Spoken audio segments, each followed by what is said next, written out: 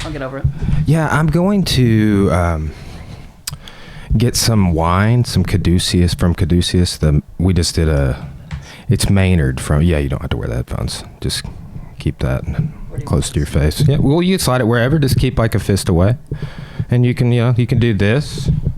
You could do that. It feels like you can't because it's a little like a radio station where it's hanging. We could do that. Hold on. No, it's all right. No, it's okay. Well, I have one of those in my office. Like it just sits back over my monitors. Yep. But if I want to record a lecture or something, I just whoomp, and it's hooked straight into my computer. I really need to swing by. And yeah, check you out do. The office. I feel you like need to be a guest speaker in one of my classes, and well, I mean, tons of shit. That could happen, I guess. All right. Well, Ryan Peden, your third appearance. What? It's good to see you. Second, third? It's third. Okay. We did an audio only on the new digital recorder right. I had, and also we had the two chairs. Like you came in last time in the midst of me trying to figure out what kind of studio I wanted.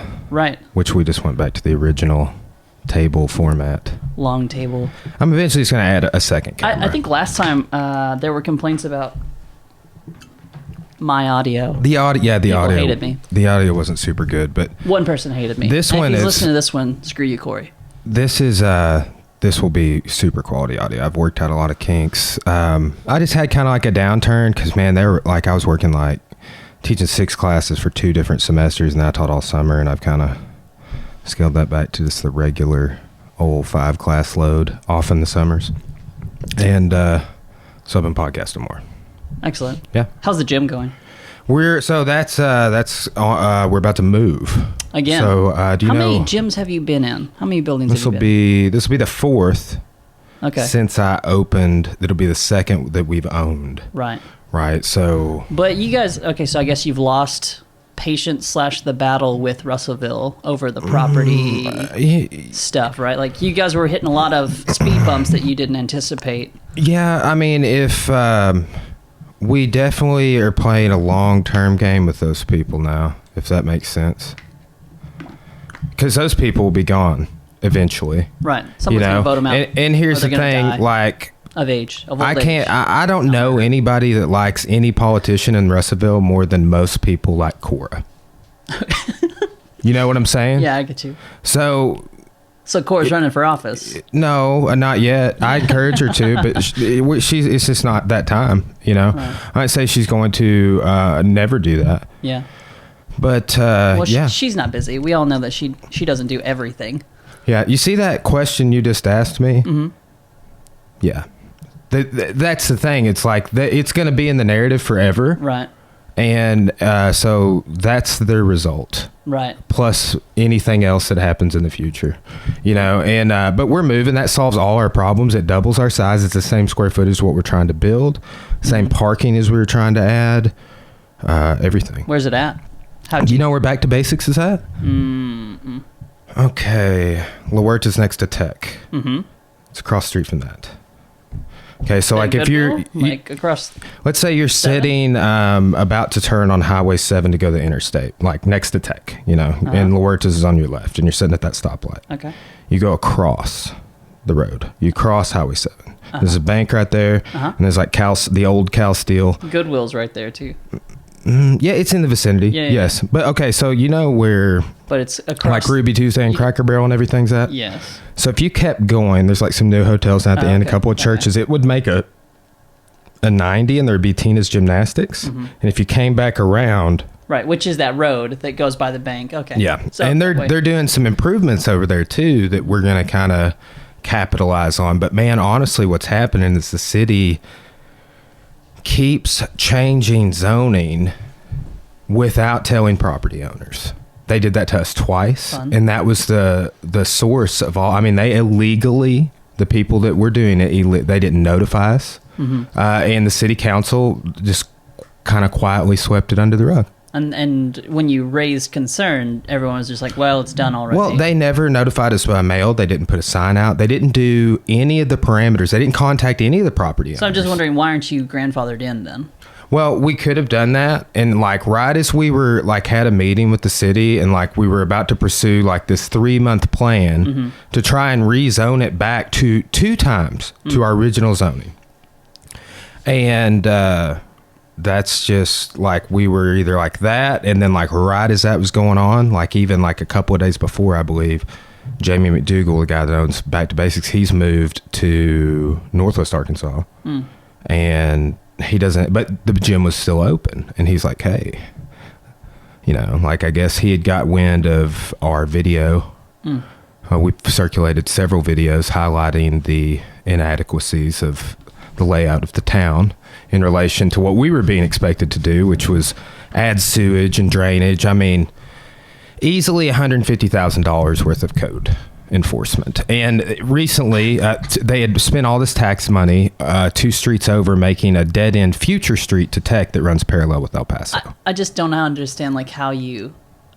Is it just like a gross overestimation of, like, the amount of money the people wanting to invest in your town have? Like...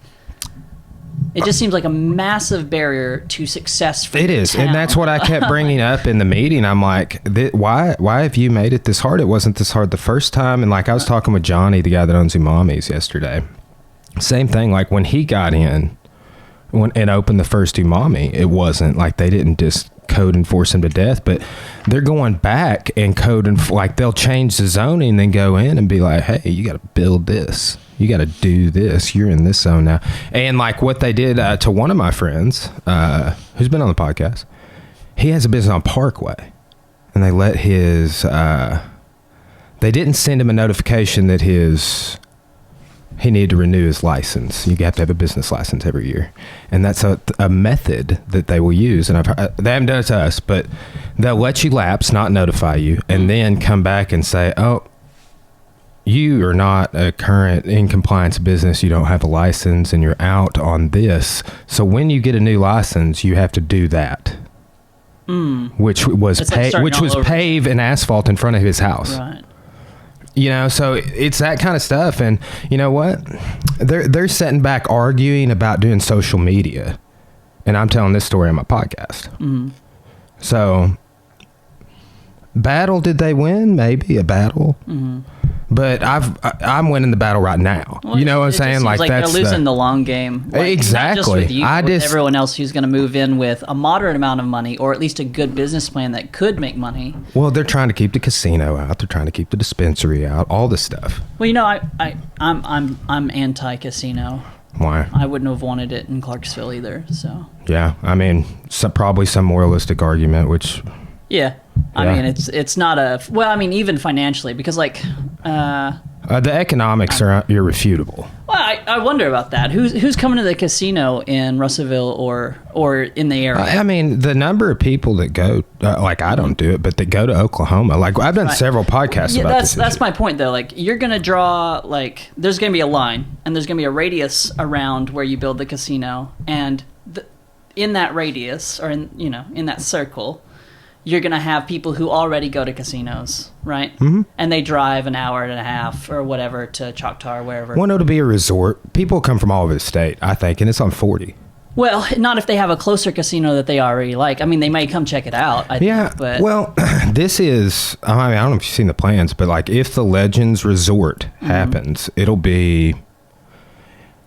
With what they're doing with the amphitheater and the pools and all this stuff, it'll be the place to go in Arkansas. It won't be... Maybe. Like they're going to bring in live music. It's going to have all the features of the amp. Like you essentially, locals will not have to leave to restaurants. Like all this stuff. Like they'll put more restaurants in that casino, arguably, than we have in the town now. Restaurants, not fast food joints. That's pretty impressive. Russellville's got a lot of restaurants. Yeah, I mean, it really doesn't, man. It's got everything over there by Ruby Tuesday, Umami, and then... a couple of mom and pops that will go out in a couple of years because of the stuff we're talking about. And fast food. Yeah. Like, and a bunch of Mexican restaurants. Which I ate at one of them yesterday. They're great. I mean, we almost ate Mexican twice in a row. It's not a negative thing we've just said. Yeah, but we really, I mean, honestly... Apparently they're doing something right. There's a new one every 6 months. Outside of the normal chain stuff we had, Umami was one of the first restaurants to come in, and then we've had bars. But it's like, the thing is with the casinos, you can't stop it because it's a state law. Like, that's what everybody's trying to fight it, but it's like... that's just wasting our tax money. Like, I guess one of my questions would be a research question of who's coming to it, because people who already live in like the Fort Smith area already have a casino, and they may come to our resort once in a while, but the amount of you only drive Choctaw, so far to get that was kind of it Cherry? Which one is it right across the border? I think at it's Roland? Choctaw. It's like a metal building though. Yeah, like, but if you want to go gamble, there you go. You're there. Maybe. How far are people willing to drive to get to the attraction that we've built? Well, I mean, people are, like, use it in reverse. I know tons of people in Pope and Johnson counties that are willing to drive to Oklahoma. Right, and those people for sure will go to this thing. So that's a secure population of people. Yeah, but so are people equidistant away on the other side of Little Rock or on the other side of the Oklahoma border just as likely to come? I would say yes, because that casino is a shithole. Well, you might say that, but do they have a better option further into Oklahoma where they don't have It'd be Tulsa, but it's not as close. Hard Rock. Maybe. That's why I would have liked to seen us get the Hard Rock, just for the brand name recognition. But this Legends, man, like, I've looked at, Drew Brent came on, we did a podcast and like looked at all the numbers of like every town in the county gets like whatever their annual operation cost is, they get that from the casino every year that the casino is in business. So kind of irrefutable economics there. That means that theoretically they have to tax us less because they're talking about casinos going to build a convention center, likely. That's in the package of like every proposal. And if that happens, well, they've been extracting tax revenue of this potential casino for 11 years that will be reimbursed to citizens. Like, there's all sorts of stuff that goes into this mix of like, we have been paying high taxes for that, and we pay taxes for the aquatic center, and they went way over budget, and it ended up being a bona fide tech swimming pool. So it's like, that's the way the administration is dealing with things. So quick question is, how does that money come back to the community? There's a process. You're not going to get a check in the mail. Yeah, I don't know. I think you do, actually, because that money's actually just been in an account, actually drawing interest. You know, so... You're telling me that the government's going to give me my money back? Local government, the mayor just said this last week. You wouldn't get it because you don't live in Pope County, do you? No. But I mean, if you did, if you were a Pope County resident. Yeah, I'm taking on that mantle right now. Theoretically, yeah. But yeah, so the mayor just said last week, he's like, hey, because that's probably what's going to happen. I will move to Pope County if there's a check coming in the mail. Yeah, you should. You should. I mean, I've been paying that tax for a while, so I'm all about it. Send me a check. Remember the stimulus check? Did you get one of those? No. I got I can't remember, a few $100 in the mail back in the last recession. I've never. No. But the government doesn't give me money back ever. That doesn't happen. Yeah, I mean, that's like the amount of that's what I would say really is that the conclusion I've arrived at is that I don't think the system is, based off of the conversation I had with this other business owner yesterday who generates, I would say, 8 times the annual income we do. Which we generate a lot, but we pay a lot of taxes. He has a lot of employees who's telling me about payroll tax and the labor department for, he has people that receive tips and all this stuff. But it's like, if you put he and I on a spectrum, and then if you drew the line where we are now and you back the spectrum up to when like I first bought my current building, there is like a threshold. There is like a barrier to entry to get to where he is now. And where he is now is no better. Like, that's just kind of what I concluded, is everything in the middle on that graph is just like high taxes, no real benefits to do it. Well, that's where I'm at financially, personally. Actually, like, I'm on government health insurance, and just taking that one aspect right there, if I make, I think it's like $21,000 in a year.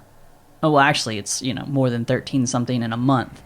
I lose my health insurance. I have zero incentive to make more than 20 grand a year, because then I'll lose my health insurance. Okay, so what do you think about Bernie's platform?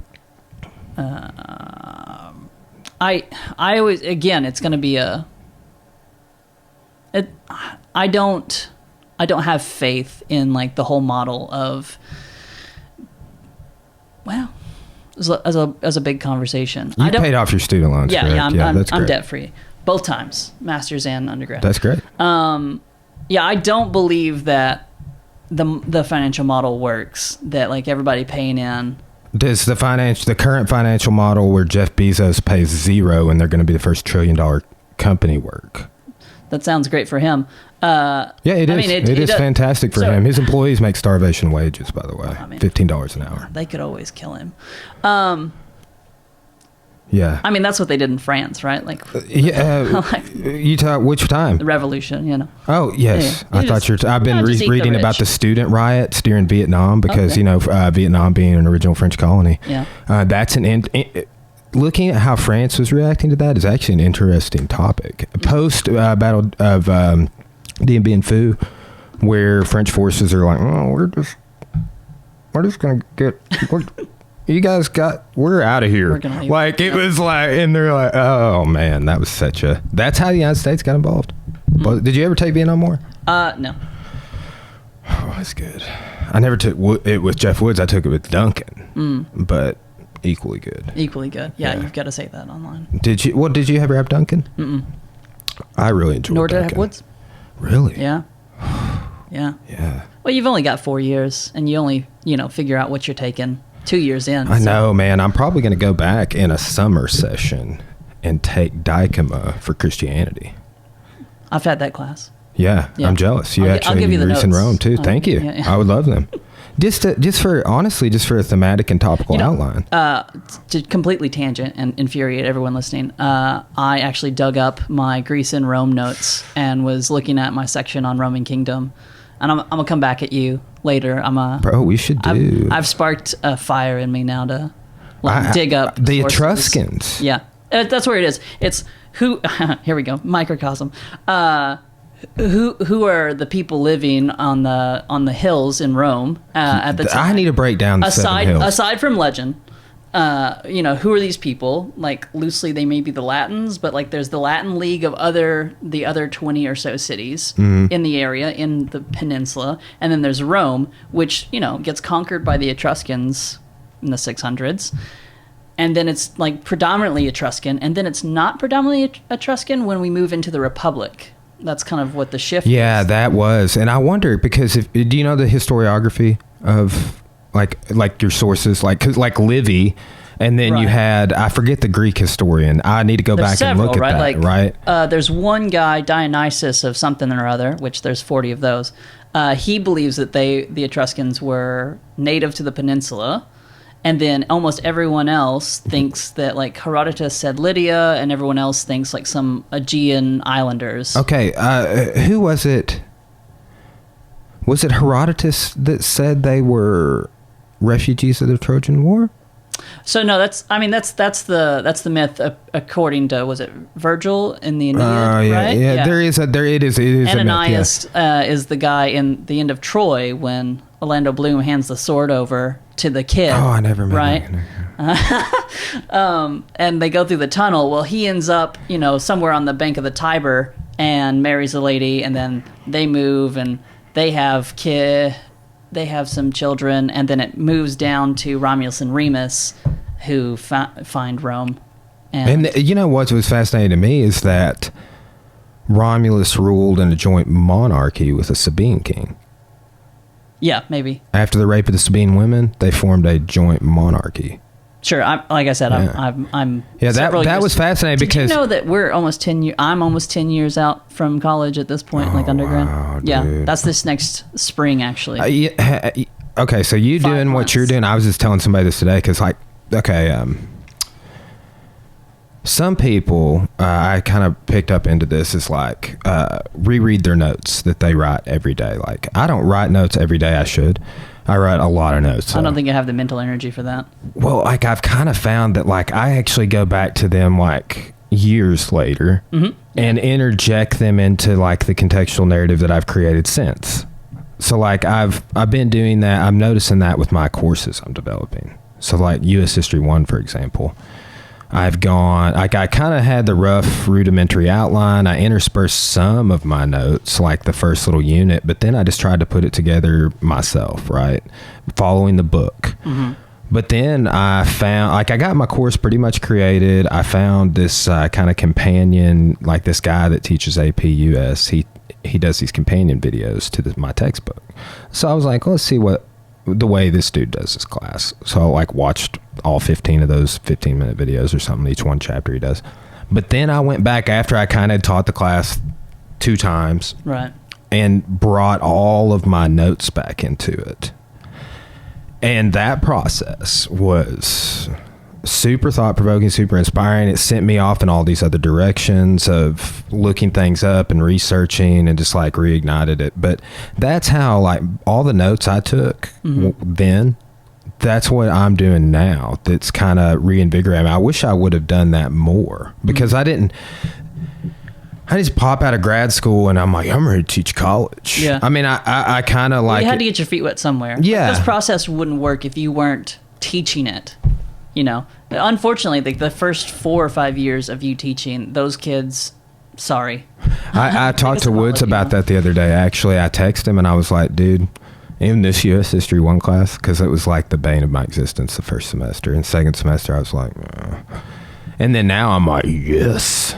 Yeah. Right. And I like with different parts of the Civ 1 class, it's been like that. I'll get sued. Like we start off with Egypt and Mesopotamia. So I'm like, man, I'm just redoing the seminar in ancient Egypt notes. Right. Like that's basically what I did. And then, you know, in that class even, and then I set in on Krieger's Civ 1. He does the Assyrians and the Persians. And I have his notes from Civ 1 and 2. I did that senior year. I was like, I don't need these anymore, but I'm going to take them again. Yeah, I should let you, one thing I'm doing is I'm putting all my notes in Blackboard. I should let you take a look at my shells, because I did that with Derek, and Derek Rowley, you remember him? Dude, he was in grad school, same time as, yeah, really? I don't. Same time as you? Yeah. Were we in at the same time, or did you graduate a little before me? So I didn't go to grad school. Oh, you went. Tech. Oh, right. Dude, yeah, you didn't get your master's at Tech. I forgot. Yeah. You got. Yeah, sorry. Yeah, it's all right. I knew that. Yeah. Yeah, but when you said grad school earlier, I just like, I was like, oh yeah, I remember us working in that hall closet where Gleason moved, turning that screwdriver. That wasn't grad school. yeah, it was undergrad. Yeah, oof. Nearly 10 years. That's wild, man. Yeah, just kind of blends together after a while. Some people I'm trying, and I haven't reached out to contact all of them. Tarver and I talked about it, but I'm trying Dr. Tarver on, Dr. Bush. Oh yeah, you have Charlie on. That would be huge. You call me. Oh yeah, I would love to sit in and just sit in the. I'll act like I'm taking notes or something. I would.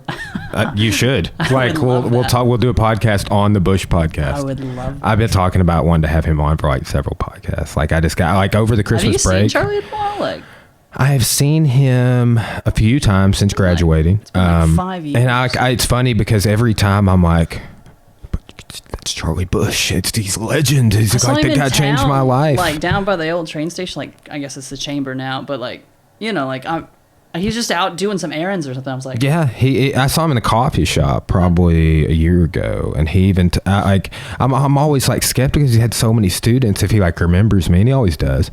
And I'm happy that he does. I think that's a skill. I don't know how. Yeah, and but last time I talked to him, he was like, "You need anything, you let me know," and I was like, "Yes, sir."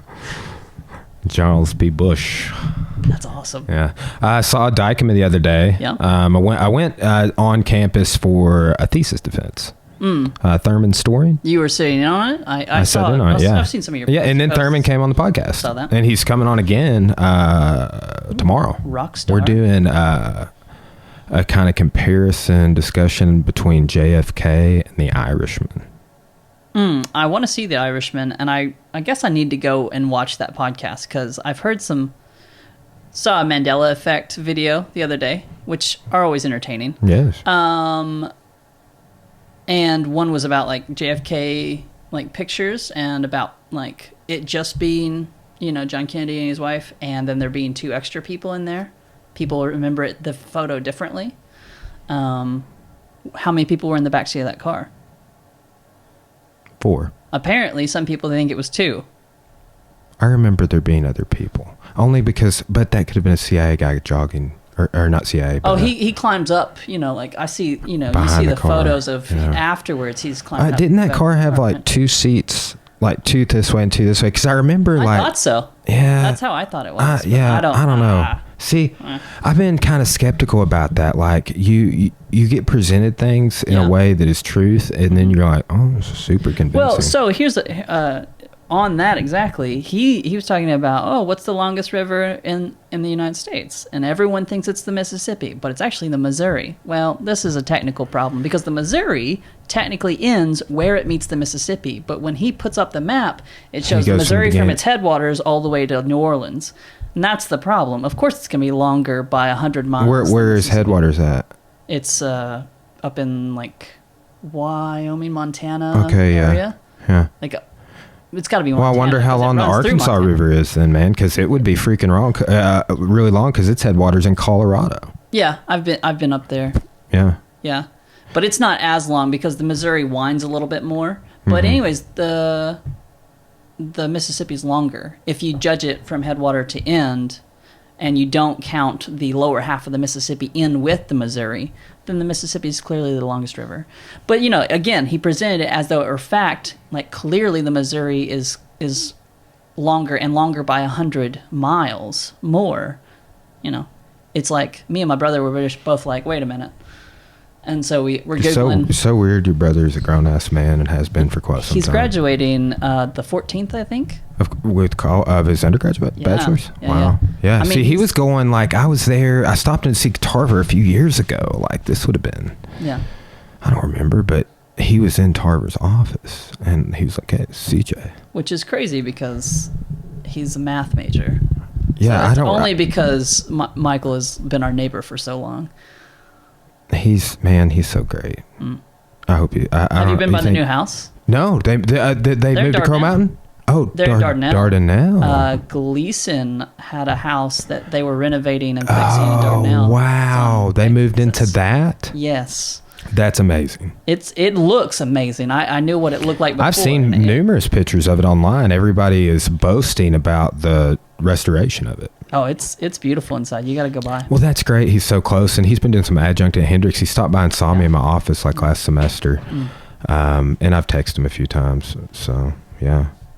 I probably I'm wrapping up finals. I have 1 final tomorrow and 2 finals on Tuesday, and then like meetings 2 days after that, and then I'm out for 2.5 weeks. And we're going to be moving the gym and stuff. But that 2.5 weeks I'm out, I'm trying to do as many podcasts as I can. Once I get kind of caught up on some of my grading, I've got several scheduled right now, but I'm going to start sending out more. Somebody I've talked to that I don't have a date for, Dr. Nandivada. She's a physics professor from Tech, and her name is, she goes by Tosh, but her name is Santoshi Nandivada. Where's that from? I'm almost 100% sure she is from India, and her mom is from India, and if I remember correctly, her mom is like this kind of well-known yoga instructor from there, or she might not be well-known, but Tosh is kind of what Cora told me has been exposed to yoga like her whole life, but maybe she can make sense of reality for me. Between her and Bush, if I can get them on over Christmas break. Oh, I don't think you're going to get any kind of committal I know. Stance. Just be like, Charlie. Bush, now that you've retired, would you like to say anything further? No. Yeah. He's just going to leave it in the air for you. Yeah, I know, man. But yeah, I've got a few good potentials that I'm going to schedule, and then I've got some good ones that we're definitely going to have over the Christmas break, and then the studio will be set up sometime the next 3 months. I'll have the studio up and going at the new gym. There's a space about the size of my living room in here. Yeah. Yes. Sweet. Large space appropriated. So that's kind of the idea. Is I'm going to move everything out of here. I'm going to move everything from my music room and kind of make it just this gigantic Life Unraveled Studios production.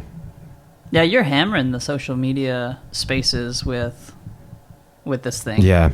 Well, actually, that's part of it, is figuring out like how to do it. Like how to build your idea, because like when I wanted to start podcasts, I was like, I didn't even know how to hook everything up. Right. And then I remember when I unhooked everything the first time, I was like, how do I hook this stuff back up? Should have made a video. Yeah, and then the second time I like took photos.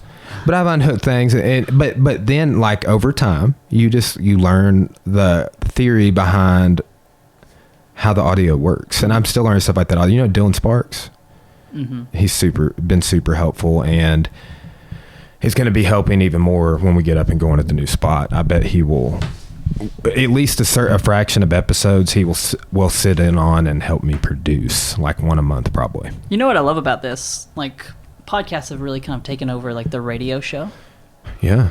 And I don't think I would mind being on a radio show. I couldn't keep up the hype that goes on most radio shows. Like, they're constantly. That's why I like the podcast, is because it's like really, people are constantly asking me like what the expectation is, and I'm like, unless you're telling me about like your master's thesis or your business, like, there is none. That's not how really a podcast works. Like, some of them do, but it's like that's how I set up my podcast. Like, I came up with 5 different shows, like lines I wanted to follow, and I'm like, podcast would be chaos if I talk about all this shit on every episode, because it's kind of like things I'm super interested in. But which I feel like is how you and I do the podcast, is just like, we've jumped through. That's the Life Unraveled episodes. Right. Like, it's either that or you are some sort of, you're presenting something. You're telling me about something. Like, you have, and honestly, I should have done Thurman as a History Unraveled episode, because all we talked about was history. We talked about music a little bit, but like, I've been doing album reviews for my Music Unraveled show. But we're going to start doing like tiny desk concerts with that. Oh, okay. So like, let's say like I had some guy named Rob on the concert once, or on the big podcast. And he just did a Life Unraveled episode. But then I had Nattel on the other day, and he did a Music Unraveled. He's a musician. That's all he does right now. But Rob, I'm going to have him come back. It's the plan, and play a song from his new album and do a podcast, and we do some Music Unraveled episode. So we're going to we're going to try and have Adam Fawcett do that, and just get like a bunch of regional talent that is either coming through. And that's my hope, that the casino comes in and I have talent coming into Russellville that I can be like, hey, do you want to stop by this studio that is like less than a mile from the casino? Right, and do a podcast. And do a podcast. Little concert. And I may even network with like, I need to, as we get set up more at Tech, I need to network, or over by Tech, I need to network more at the college on like, because I would say I could probably find somebody to sort of intern, and I need somebody to start setting in production for the podcast eventually, especially on these episodes. Like, if we have Rob play, like, somebody's got to work production for that. Like, and that's not going to be me. Right. Yeah. But you can't. I can't. Yeah. Exactly. So, but then I like the History Unraveled episodes. I've only done me solo. Right. It's just like basically lecturing over material. Right. So, but that's eventually going to be collaborative stuff. Like, Thurman and I are going to do several history episodes. Like, we're going to do a series over that I've been wanting to do for like the whole time I started my podcast. One of the reasons I started the podcast is because I wanted to do a series of podcasts over the year 1968. Okay. So we're researching, he and I do a series of podcasts and kind of create a vein of History Unraveled content. Right. So, but I'm always doing, then like the jiu-jitsu, I do like a jiu-jitsu MMA show where like, it's just like, all we talk about is that. And then Life Unraveled is just ends up being like, about like Joe Rogan does his, man. Like, it's just a guest. We talk about whatever. Right. It might be all over the place. You might have something you want to talk about that you just wrote an article, or somebody's ruining your career on Twitter or whatever, you know, like. Thank God I don't do Twitter. Man, social media is becoming such a racket, man. It's I mean, yeah. It sucks. I guess 31 was the year, but like I don't get on Facebook and like I don't think I've commented anything like not controversial but like argumentative in 6 months. Like I get on there, I scroll through things and I'm just like, I disagree with that, but I don't care. It's just like, I gotta follow a stricter policy on that personally, because I've kind of had waves of like back and forth on it. And like with what I'm doing with the podcast channel, like I'm trying to not comment on that page. Like, I have periodically a few times, but I don't need to. Like, it's the same thing with like, and I'm back and forth on it because let's say somebody comes to my gym YouTube, which has like 550 videos, and they're like, dude, thank you for this video. I'm like, you're welcome. If you like that one, watch this one. You know what I'm saying? Like, I do that. So I don't want to say I never comment, but like if somebody shows gratitude, I try and show gratitude. But then like, here's the rabbit hole that people go down is somebody shows negativity and you're like, hey, fuck you. And then they're like, no, fuck you, and you're a piece of shit, and why are you doing this podcast? Yeah, you don't engage with negative comments. Yeah, and one time, unless they're kind of constructive, but you're exactly. One time, somebody was being super negative about a podcast I did with somebody, and they were just like talking tons of shit. And Cora saw it and got pissed off, and she hopped on there, and so there's that too. But it's just like, the more in the public eye you get, it's like it's such a racket because you have to engage with the public. Like, I have to. Like, I do. It's a part of staying in business, and it's part of being like what we do in the community, like especially Cora with the kids classes, and I help with the kids classes too, but that's a game changer in the lives of most of the kids. Like, parents are like, hey, little Johnny has no behavior. Could you make him have some discipline, please? Can you teach my child discipline? And Cora, I can't even quantify to you how good of a job she does at providing that service. Right? Like, that is literal. Like, I can't believe the transformation in my kid. Like, I could show you countless messages and like that she gets and we get, and it makes it all worth it. Yeah. You know, but the noise in the background. Jump onto like YouTube or something and be like, listen, that too. There's sort of a public eye expectation of it's social justice, man. Yeah, it is. It's that social justice culture right now, that woke sort of culture of, and it's so easy to get caught up in that. Oh, it's just really impatient culture is what it is. Like, things need to change, and they need to change this way right now. It doesn't matter the damage it's going to cause, because the damage that's already been caused, it's like, it's always just an eye for an eye, regardless. Yeah. Well, what do you do? I guess you stop engaging in it. It's just like, well, whatever. Yeah. And that's like, that's kind of like, I always get to that point when it gets the way that we're talking about. And I'm like, but I have a business. Right. Yeah. And that's always the excuse, I guess you could say. I've always wondered where like all the historians are at, like where all the professional academics who like should have the right information in the face of all the wrong information that's been polluting social media. Where are they? Like, why aren't they speaking out? And I'm sure that some of them do, but like they just get drowned out by the sea of ignorance. And when they do speak out, like people like Jordan Peterson, they just get shouted down. Who's that? Bert Weinstein, I forget who he is, but these are two academics, examples of two academics that have been sort of ousted from their university professor jobs for no good reason. Like, well, they dared to,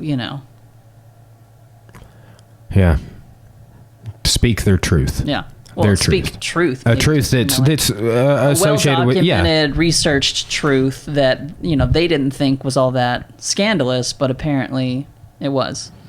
Yeah.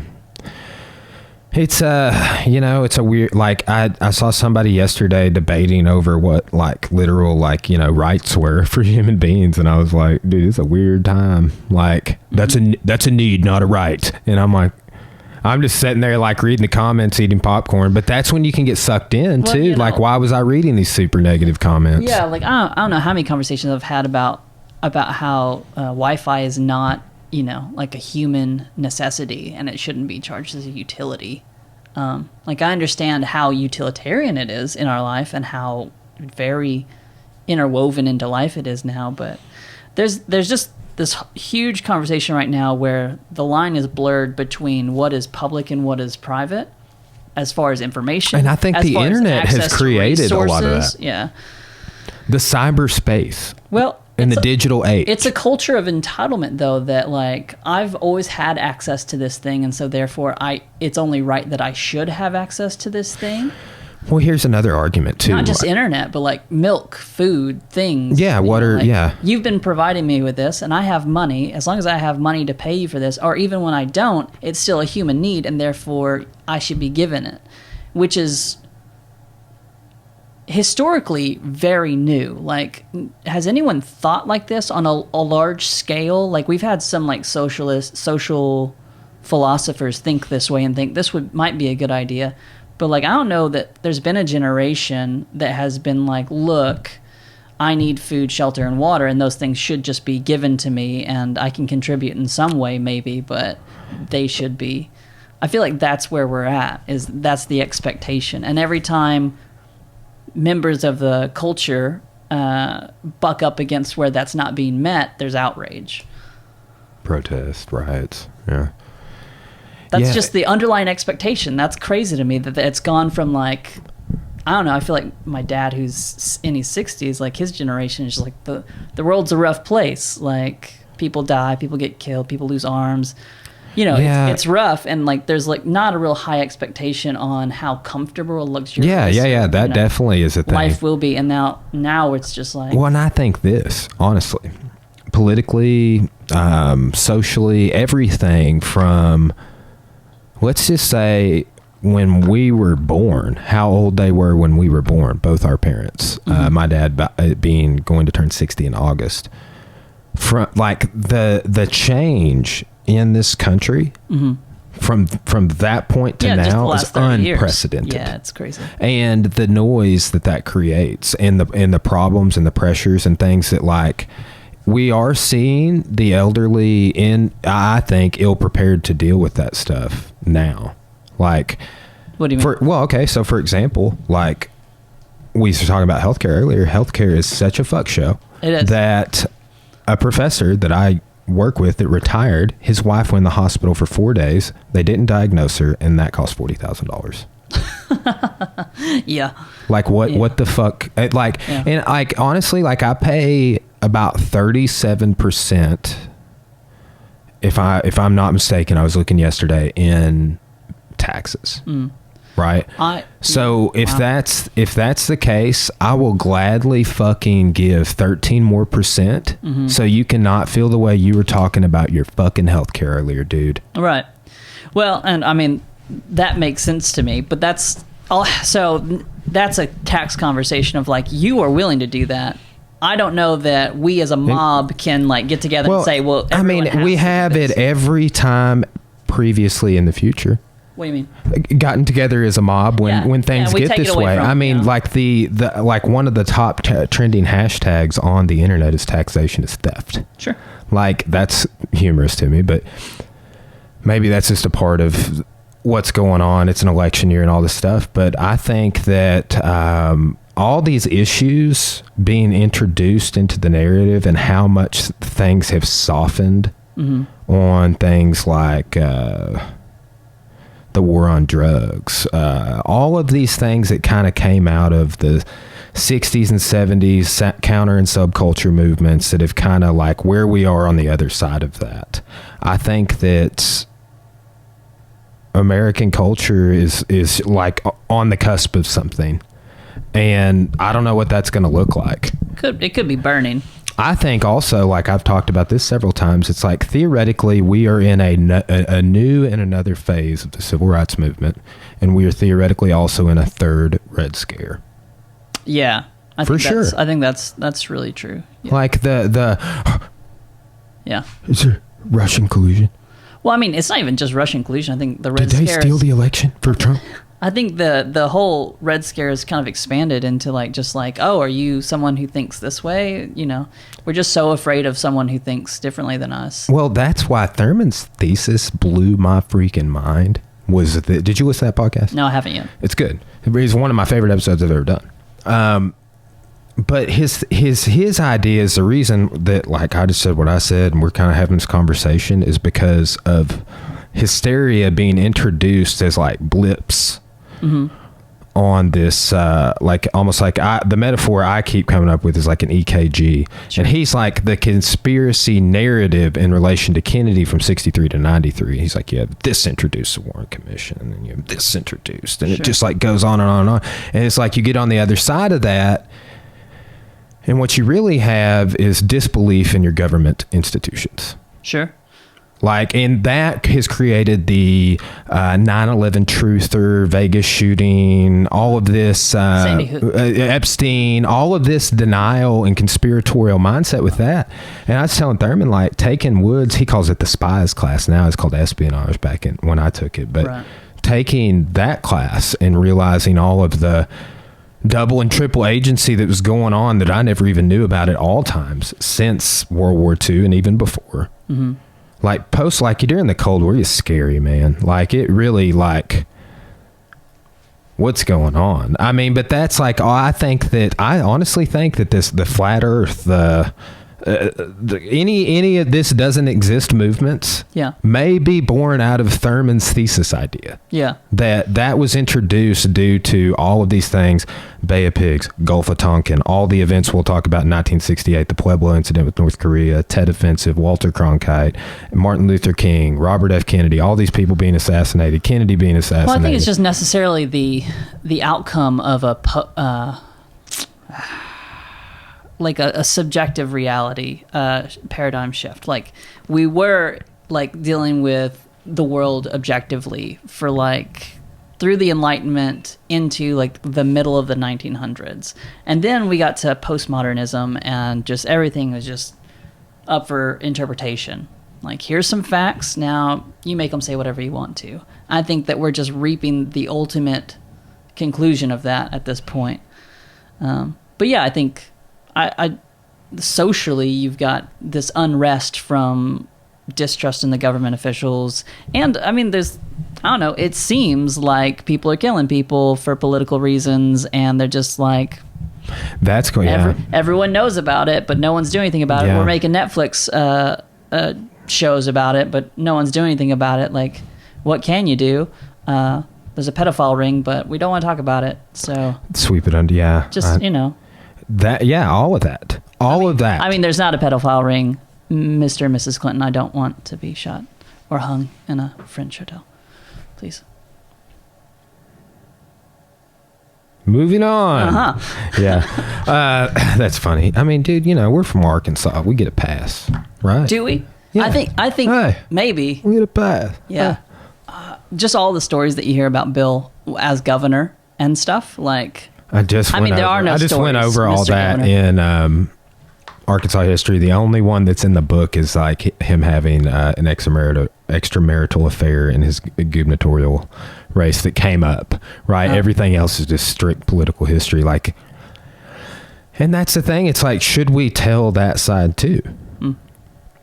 Like, especially when it comes to presidents, like, should we? Yeah, I think so. Well, his impeachment comes up, There was a shift in like the 60s, 70s where we went from the president's kind of this media-wise untouchable person. You don't call his character into question, whatever. So like all of the presidents prior to the 60s probably had all kinds of like moral gray areas, but we were too... When do you think the beginning of that was?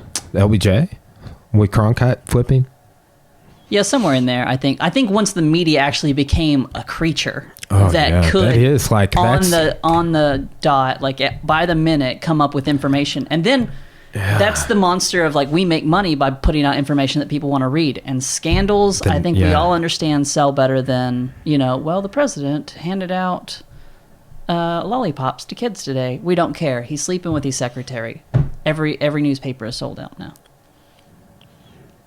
That's so weird. Like that mass media is at least apparent at the Lee Harvey Oswald reveal, right? So like when they card out Lee Harvey Oswald, I was just watching a clip on that about how they felt obligated in some weird way to accommodate the press, and the press went fucking wild, man. Mm-hmm. I was just watching like a little clip about it as I've been doing research. Accommodate how? They were like, just like there was so much outcry from the press to have a press conference. Mm-hmm. in which they basically carted Oswald out. Huh. And he answered a few questions. Like, I just watched the video, and then I watched a couple of interviews where they were like, there was this media frenzy. Yeah, well, I guess, had the media been what it was then when Lincoln was assassinated, how many presidents get assassinated? Like, I feel like that's something like, if you could interview a serial killer, maybe you'd want to. Maybe it's strange that it happened on such a mass scale, like everyone wanted to talk to him. Yeah, and there's like, once Thurman talked about this on the podcast when the Zapruder film came out. Super wild. Because that wasn't right out the gate. Mm-hmm. And then everybody... somebody bought it and just held on to it, and then everybody was releasing like multi-generation copied versions of it that weren't, or like selling frames of it, like, you want to study these frames, it'll be this, and they were like super low quality, that is a beautiful example of the American entrepreneurial spirit. Yeah, I mean, that's just like, but we're all basically just snake oil salesmen. Yeah. In a big way. Just making it up. We don't know. Like, we were just born into the system. Will people buy this? I'm going to sell it to them. And that's what's interesting. I've thought about that several times, because just like looking at history, it's like, well, those people were born into that system. These people were born into that system. And we're born into this system. And it's like, that doesn't make, and like, I feel like we're indoctrinated with this idea that makes it right. Yeah. Well, you're not bound to it. I think that's something that I hate about social justice stuff, is like, people are trapped apparently inside of whatever system or whatever that they're born into, and they can't possibly act outside of that. Maybe it's true that without education, you don't know your options, and therefore you can't. And even with education, you might know some different options, but for some reason, you don't feel like you can act out of, get out of the system that you're in, out of the cycle of actions and choices that yeah. I didn't realize, I will say, like, for a while after I got my master's, I was just like, I was falling victim to that perception that I had wasted my time in some way, because I wasn't applying myself to what I'd gone to school for. But it really wasn't until, it's probably like maybe within the last 18 months to 2 years, I kind of had a transition, a switch to thinking about it the opposite way. It's like, no, my education is the reason I'm successful, and other people I know are not. Like, it directly has a big thing to do with it for me. Well, for me, like, my education directly, and everything I've experienced in between, has made me into the person I am right now. And if I'm honest with myself and everyone else, I love who I am. Like, I wouldn't say proud. That sounds arrogant, but I if I were a third person, I would. Like, I like the person I am. I like living as the person that I am as a human being. I may not like my financial situation or certain exterior things like that maybe I could change. I don't like that I'm not as in shape as I would like to be right now, but honestly, as a character, as a personality, as a life human being, I like me, and I think that's why I'm alive. Honestly, like, I don't know that I could live with myself. Man, having a positive outlook is key, and that's become more and more important to me too. Is like your health. I got sick the last couple of years, like with the flu, and then I had bronchitis back to back. Yeah. And dude, that was like the most mortalizing shit I've gone through in a while. Well, to call back, talking about the professor with the spouse. Yeah. 40 grand for 4 days. Yeah. My heart attack, I went in at like noonish. They did some tests in the ER, and then they sent me up, and they sent a tube up my femoral artery into my heart and injected some stuff in there, and I was fine. I never went unconscious from the heart attack. Do you think you might have had a panic attack? It was a stress-induced heart attack. So they definitely labeled it as a heart attack or a cardiomyopathy or something. Well, basically, and honestly, when I tell people this, like, the diagnosis was basically a shrug emoji. Like, we think it's a heart attack, maybe, sort of. We don't know. But, for that, I went in at like noon into the ER. That's when I was admitted. And I got out the next day at 5 or 6. That, $60,000. Wow. Yeah. I mean, I'll just say this and we'll leave it there. The problem with healthcare system is health insurance and the unchecked pricing in the That is a healthcare serious system. issue for sure. You fix those two issues, I think we can easily come to different. I mean, we could pay for healthcare for everyone if we could put into check the pricing of healthcare supplies and stuff, and we could do away with health insurance as the, like, everyone's like, well, we got to get health insurance for everyone. Why is health insurance the only viable option in that conversation? It's like some kind of sacred cow. We can't possibly talk about healthcare without talking about healthcare insurance. Get rid of that, because insurance is always a scam, and then let's talk about healthcare and making that a public domain. How do we regulate the pricing? How do we negotiate lower prices? And how do we not like rely on the insurance model? I know that's going to do away with thousands of jobs in the insurance companies. Yeah, I know, but I think that there could be a lot of redirecting things, like where Medicare and Medicaid goes, where like basically, I honestly think everything that we're discussing could be in a way solved by tax reappropriation, like what we're talking about. Just like, does Russellville really need to tax its citizens to build a community center, or would we rather have somebody we partner with that's that builds one for us without taxing our people? Yeah, why aren't like municipalities like held to the standard of finding a good business model and making the business model work? Even if you are going to tax your citizens, approach your citizens with like a business model that says, look, this is the thing, and it'll either make us money or it won't, but it's a good improvement. And then let the people who are paying taxes feel like investors instead of like slaves. Yeah, exactly. And I mean, they just dropped the ball so many times here locally. But I think honestly, it's like, okay, you make Jeff Bezos pay 37%. You make Bill Gates pay 37%. Like versus like making people, and I don't live in poverty anymore. Right. I have lived in poverty. Did live in poverty for the vast majority of my adult life. Mm-hmm. It's a hard change to go from not being in poverty.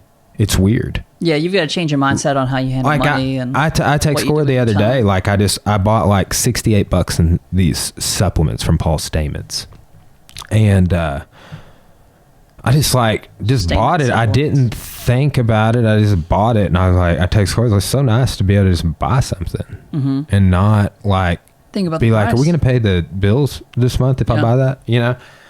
Like when that goes away, everything changes. And the only thing keeping people thinking that way is people like me having to pay 37% taxes while Jeff Bezos pays 0. Right. But people want to argue. Now, is Jeff Bezos personally not paying any taxes? Amazon paid 0 taxes. He is a CEO. Amazon, I get. And now he personally did not pay taxes. He didn't pay any taxes. Donald Trump didn't pay taxes. Well, like he's the president. He can do whatever. I mean, when he was a businessman. Oh, well, he was a crook then. Yeah, well, he may still be. Well, aren't all presidents crooks?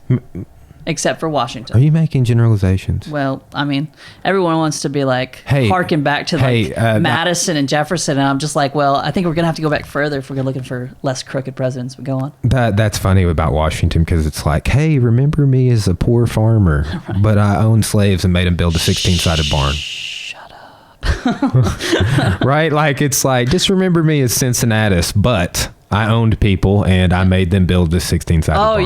Is that his name? The guy that they gave the power to originally, and then he finally went back? Yes. Yeah. I'm just a poor farmer. Yeah. I didn't lead a rebellion. It's fine. It's funny. It's funny. But like how we remember things, like the Paul Revere thing. Yeah. The British are coming is a quote from a poem. Yeah. He never said that. Everybody is British at that time. Right. Like, but we get spun this narrative. Well, I mean, but how culturally, how key is that to creating a different identity? Yeah. In the poem, when the poem identifies as the British as the other, then every generation after that reading that poem does not identify themselves as British. Yeah. Right. Yeah, but it's like, yes, I mean, yeah, a nice piece of wartime propaganda. That's what I was saying. Oh. With that, you want to control your citizens, you do stuff like that. Well, if you want to change how people think, you change how they talk. And well, so I mean, that is the definition of control in the citizenry to me. Is like if I start trying to influence how you think, that's a form of control. Sure. Well, I wonder, because I think there's a scale here, because I don't know that you can ever get to a 0%. If I'm putting information out just by communicating with me, I am influencing the way that you think in some kind of way. Now, I don't have ill intent, and we could talk about how intent might be the thing, but it's happening. That's just the natural effect of interaction between two agents. So the government's going to have to interact with the citizenry in some way, and you could always claim that to be having the intent of controlling in one way or the other.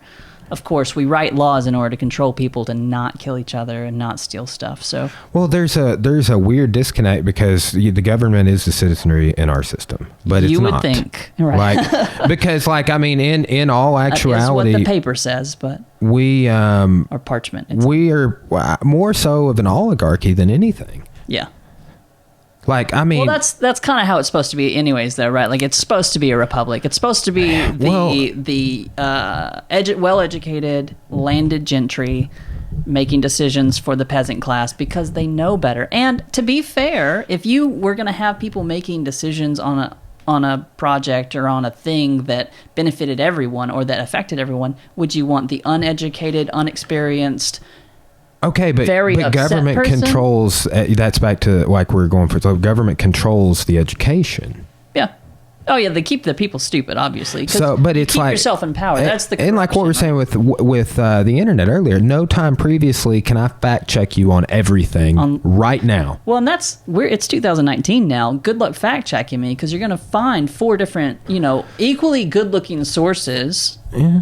That are going to tell you 3 different things.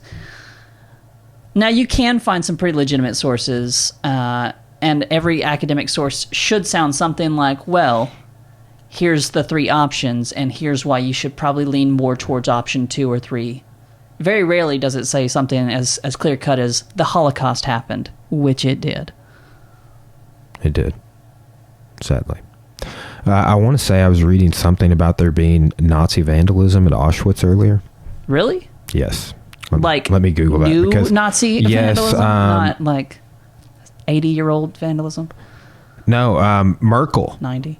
There was an article about Merkel that I was reading. I knew she was a Nazi. Let's see, vandalism. It's that German accent she has. But I was like, is that still going on? Oh, yeah. In Germany at Auschwitz, let's see.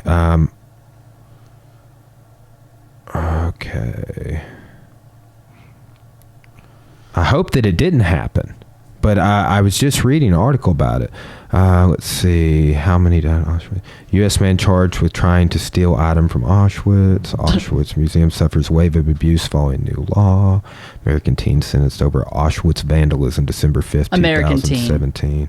Of course. Had to be one of us. An Auschwitz guide's home was vandalized with the Star of David. Huh? How can you vandalize an Auschwitz guide's home was vandalized with this is from, let me see what this is from, World, BuzzFeed.News.com. Was it a yellow Star of David? Star of David and Poland for the Poles. The attack comes just as a new law took effect that makes it a crime to attribute any blame to Poland for the Holocaust. What? The home of the Italian tour guide and a Holocaust historian was vandalized in the city of Krakow, Poland on Friday, according to Polish media reports, as tensions rise over Poland following the adoption of a new law restricting speech about the Holocaust. Why can't you blame anything about the Holocaust on Poland? Why can't you? I guess because they had a significant portion of their population that got exterminated, I'm sure. Sure. During the invasion and during homosexuals and all sorts of groups. But if I were talking about, the Holocaust, and it just so happens that, obviously large amounts because Poland got a real raw end of that deal, on the national scale. But if there was people Polish people in Poland who were participating with the Nazi party or whatever to kill people, that went on too. That would be relevant information, and that law would be restricting my ability to talk about it. Let's see. This is why you should just be able to have free happening speech, at Auschwitz, and we could all just deal with it. Well, I've been raising this the social media space that's the big debate on speech right now. Like, they have algorithms digitally. Like, for example, we were listening to an album. It was a new Tool album. We're listening to it. And at certain points, the headphone picked up in the mic, and they were able to, like, algorithmically flag that. And was like, hey, we think that you messed up. If you appeal this and you messed up, it's not going to be good. Just don't ever try and make any money off this podcast, because we're not going to let you. Wow. And if we were to say the C word, with the CU. Oh, the one I said earlier. Did you say that? Mm-hmm. I don't think you said that. I did. We're never making any money on this podcast. Damn it, man. I'm trying to run a capitalist model right now. Sorry. I hung out with too many Australians when I was abroad, and it just became commonplace. Just like that, awareness of that, like, sadly, I would have had so many words in my vocabulary throughout the years that I would never say now due to this increased awareness that I'm just like, and empathy towards more groups of people. I guess so, yeah. Like, and that awareness, I think, is what's bringing about this woke culture of don't say that. Mm-hmm. Because that's going to hurt these people. That's going to disinfect. That's why I see it as actually a broader civil rights vein. Well, I think that's so interesting, though. That is a world paradigm shift between the world is injurious, and you will have to, as individual and community, just not just bear it and be a mat, but get stronger and make it not affect you. And now it is completely the other way around. I blame air conditioning. The world it should not be injurious, and I should be able to walk through it completely safely. And I don't live in that world, but apparently that's the world that people are asking for and expecting right now. Here's what's weird, man. Like, what is weird is, like what I said earlier, I might take 13% more taxes to fix what the stuff we're talking about. Sure, you want to pay 50. And my dad is the opposite, right? Sure, yeah. But it's like, honestly... And let's not say you're the opposite. You're probably more of a contrarian, like, sort of, but we could fix it. It's just more like, yes, fixed. Irrefutably, they need fixed. But how do you do it? We don't know. We're not economists. We're not. I can come up with some ideas. But I mean, like, we are literally. I mean, I would consider you a social scientist, right? I mean, you have the training, you have the background, you have the thought process. Yeah. That's like I almost said this earlier, like. That's why everyone should get a history degree. Yeah, well, teaching teaches you how to think better. The critical thought process. Yeah. Like, I try and get my students to do these papers that get them to do these critical analysis of things. You learn how to come up with real information that's viable, and you learn how to think about things critically. That's going on more than ever. And it's needed more than ever. It's needed more than ever, but we have this system that kind of, like we were talking about earlier, sort of prevents people from being trained to think critically. Yeah.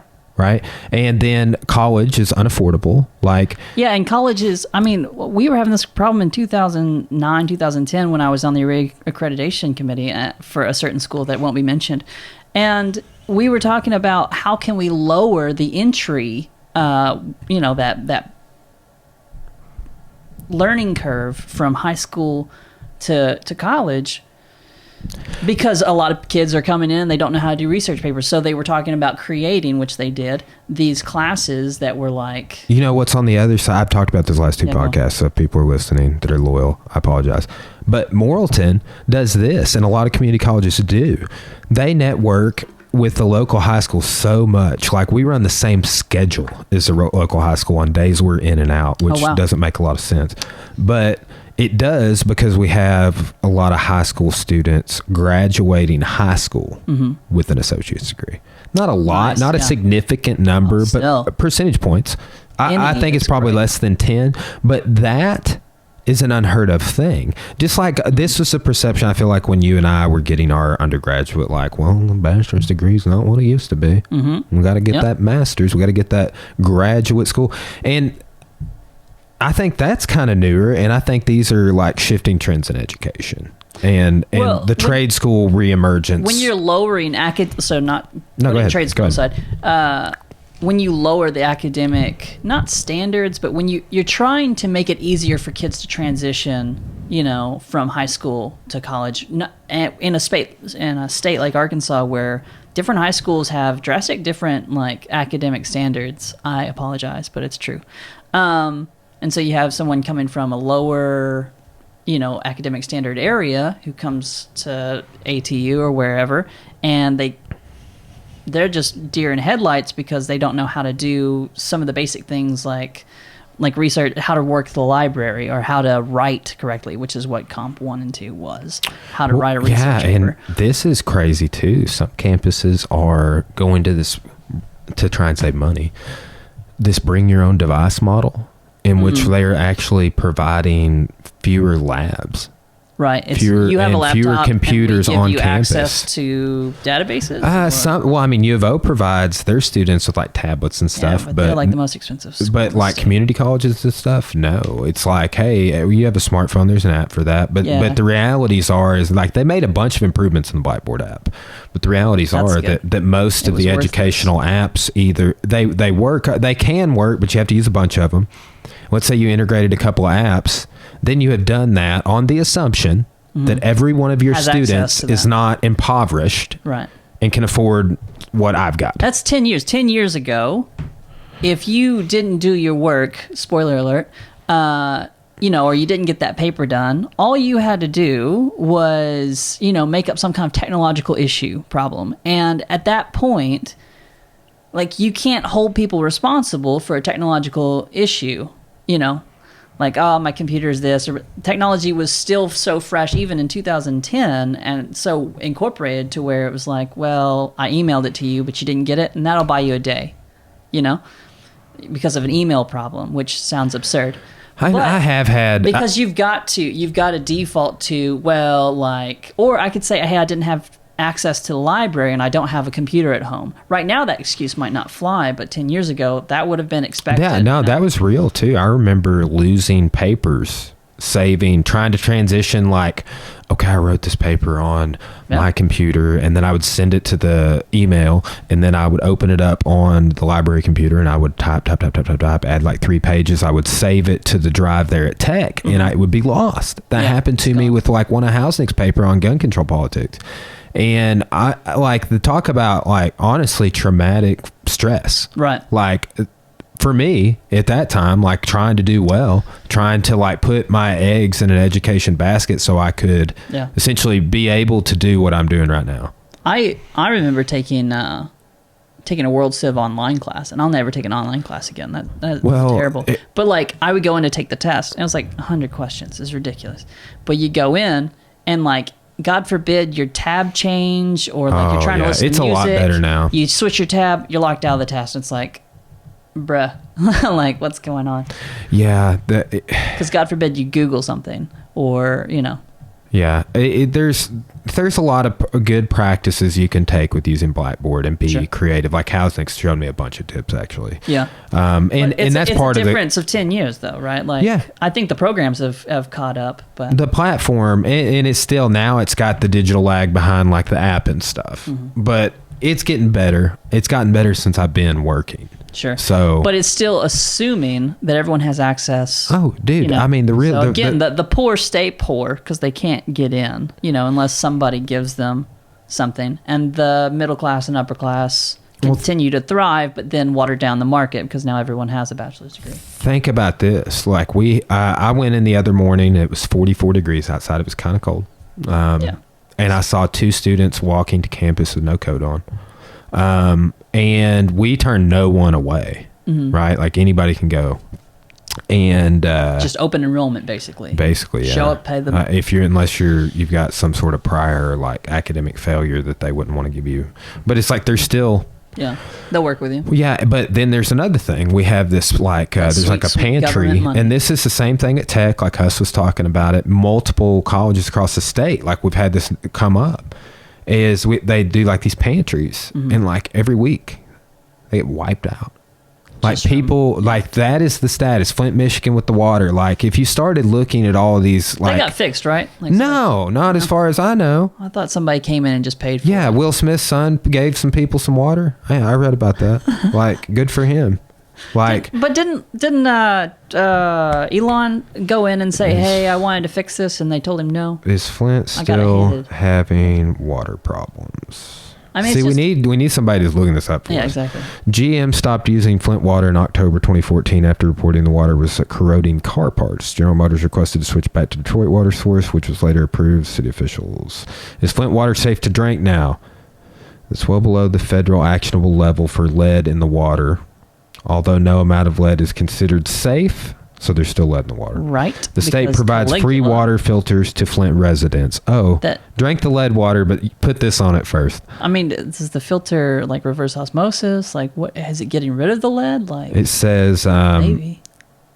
I think what would be interesting is if people just started like sifting out the lead somehow, like create a filter that like pulls out the lead and then like start selling the lead. Have you seen what was in an African country is like turning seawater into freshwater? Desalination? Yeah.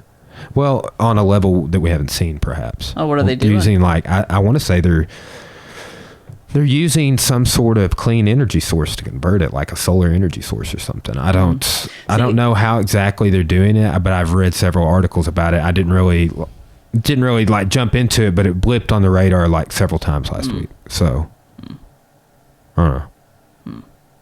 It's probably Trump propaganda, man. Maybe. Or it's collusion. DNC propaganda.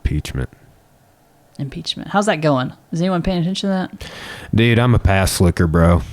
You're what? A pass looker. Pass looker. Right. And there ain't nobody, 40 years from now, people aren't going to have this shit figured out. You know what? Like, we might have some insight to it. If we're still around, you can look back and be like, I lived through that, and this is my interpretation. Yeah. But in the digital age is curbing that. Yeah. But, like, I'm more like, where is the stopping point where we have enough information? And, like, 45 to present, like, some people stop at most people stop at 01. I don't know that we have... pick any year and then tell me you have sufficient information on that moment in time to give me an accurate description of what was going on and why.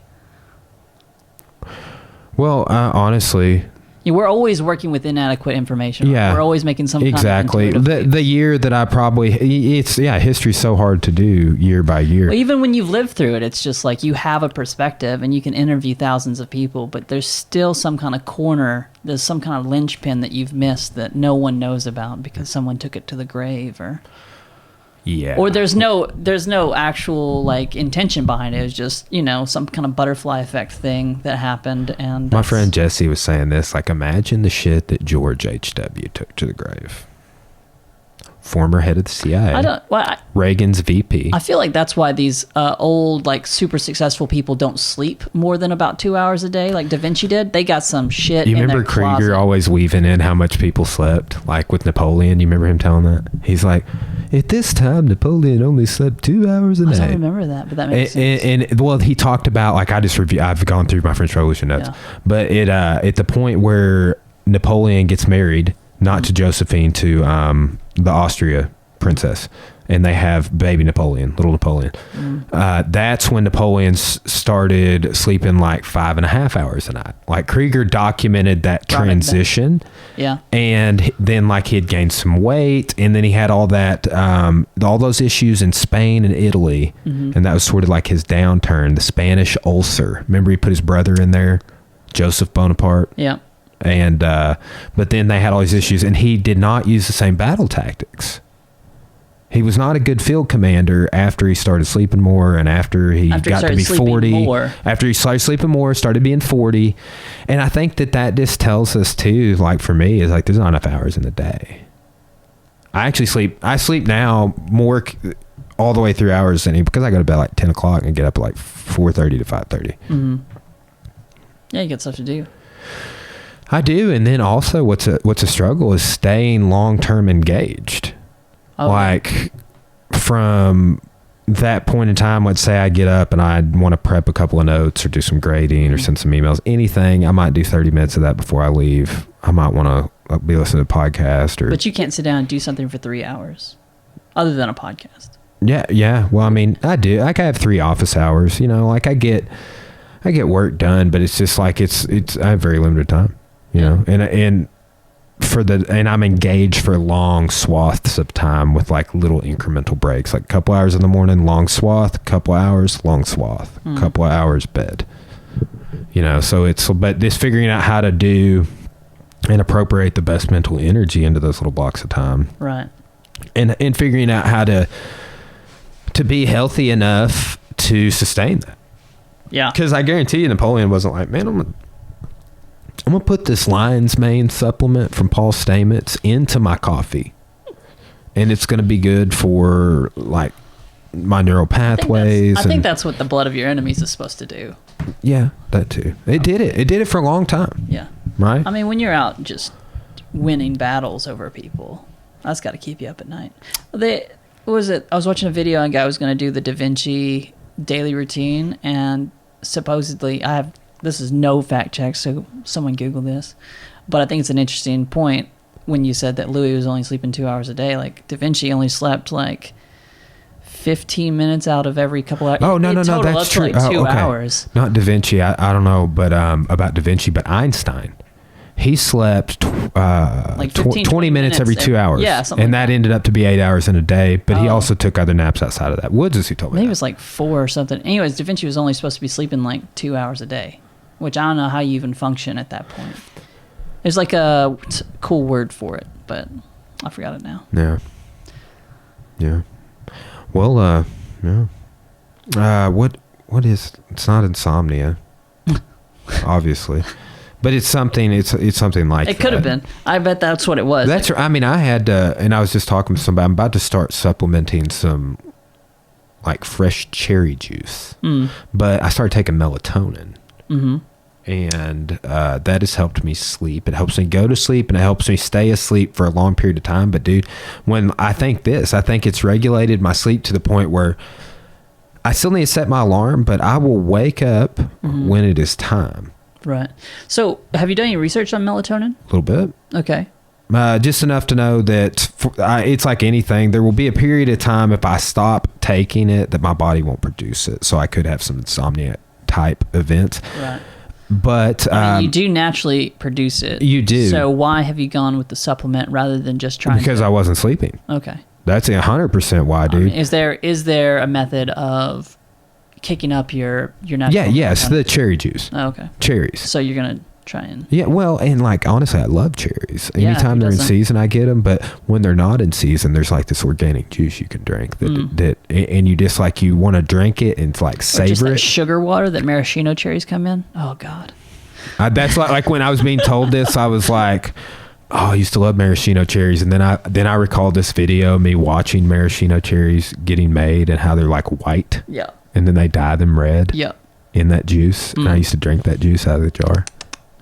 It's like hummingbird nectar. Yeah, it really, dude, it's good. I remember I used to love maraschino cherries. Can't be good for you though. It's not. It can't be.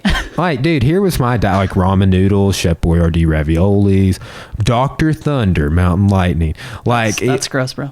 Yeah, but it's like, dude, you think I was like making the dietary decisions?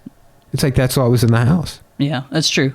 You know, and I think that like us being on the other side, like arriving at adulthood and all of this is like we have arrived, and unfortunately we have access to more information than ever about nutrition. Like our parents could not Google dietary advice. Well, even if you can Google dietary advice at this point, again, the internet's so saturated with like this person saying that. Yeah, that but you're not just going to Google. You can watch documentaries. You're going to listen to this. CPR methods change every 3 years or so. Like, is it more chest compressions? Is it more breaths? Is it both? Is it equal? Or do you just stand there and stare at him hard? Like, what do you do for CPR? You know, so the nutrition thing is almost as absurdly erratic, you know. And it can be all the fad diets and stuff, but here's the thing. It's like, at least now we can sift. Yeah. We can pan. We can try and make our way through the forest. Ideally, you have a nutritionist who understands that there are different body types and can work with you to figure out yours, and then, you know. Exactly, but I don't know anyone that has a nutritionist. I'm not in that echelon of financial success yet. See, and that's something that I think, like, somebody is arguing that we do not have that there hasn't been an increase in mental health, but they were really just arguing that the levels were similar to other countries, not that it had risen overall. And I think, and that it was population, and that's why it looks inflated and stuff. But I'm like, no, I really do think that there is more of a national and international mental health blip going on. You think that our mental health is improving? No. In the current? No. It's crashing. Yes. Yeah, I would say so. Yeah. It's for a several different reasons. Well, and part of it's cultural too. Like, I think they're just like unhealthy habits that are cultural. Well, like, yes, you grow exactly. Up and you don't even associate them with mental health. Well, like mass marketing, mass media, like subliminal commercials and all this stuff. Like, you know, like we'll never forget the Capri Sun commercials. I made a joke about them on a previous. Melted down into the, like, Alex Mack. Yeah. In that show. Great. Thank you. Or Flubber. Like, it was kind of a Flubber type Yeah, but thing, it was silver. but without like the basketball. The Terminator, the second one. Ooh. Yeah. That guy. There you go. That was the best Terminator out of all of them. Okay. Right? Okay. I like the one with Christian Bale, too. Salvation, I think it was called. I never saw that. It was like the first real reboot without Arnie in it. Yeah, I didn't see it. Yeah.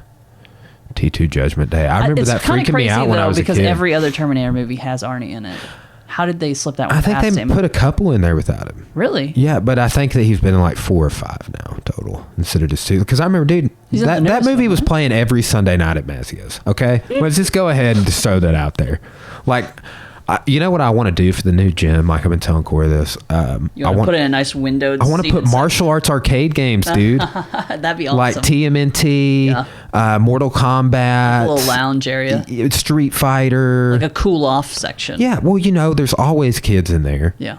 And honestly, just run it like a side hustle. Like, it's a quarter to play. Yeah. And you've got some, like, healthy snacks and stuff in there that they can buy.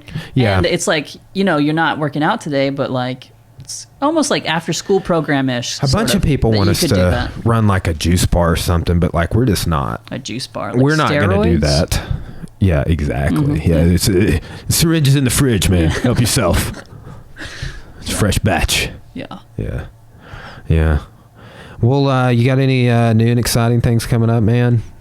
Any plans? You said you're looking for a job. I am looking for a job right now. I was trying to get a hold of somebody about doing, I guess it's medical report summaries for a lawyer's office because they deal with disability stuff, trying to get people disability.